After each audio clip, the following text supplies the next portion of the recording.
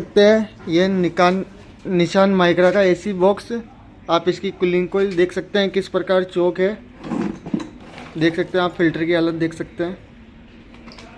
अभी हम इसके आगे कूलिंग कोयल खोल के आपको इसका आगे का प्रोसेस बताएंगे। ये देख सकते हैं दोस्तों आप, हमने इसका कवर खोल लिया है और ये कूलिंग कोयल किस प्रकार चौक है।